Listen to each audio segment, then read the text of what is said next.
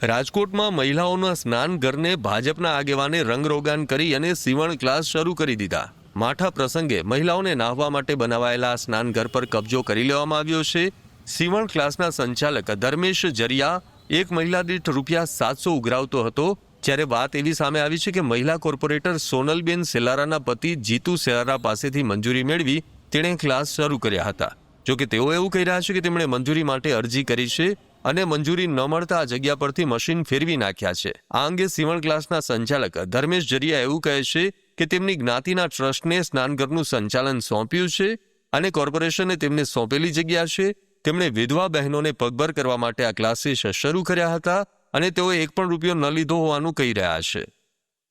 અમે રાજકોટ મહાનગરપાલિકામાં એક અરજી કરવામાં આવી છે કે આ 5 દિવસીય કેમ્પ ચલાવવા દેવા, નમ્ર વિનંતી। તો તેઓ દ્વારા અમારી પાસે પૈસાની માંગણી કરવામાં આવેલ। એ માંગણી અમે ઠુકરાવી દીધેલ કે ભાઈ અમે કોઈ પૈસા દેવા એગ્રી નથી। તો તેઓ દ્વારા અમે અહીંયા 700 રૂપિયા ઉઘરાવી તેઓ કોઈ પણ જાતના પુરાવા વગરનું અમારા વિરુદ્ધમાં લેખિતમાં લખાણ નાખી દીધેલ છે। અમે અહીંયા ગેરપ્રવૃત્તિઓ કરી, આપ જોઈ શકો છો, એક પણ પ્રકારની આ ગેરપ્રવૃત્તિ તમને દેખાતી હોય તો કયો।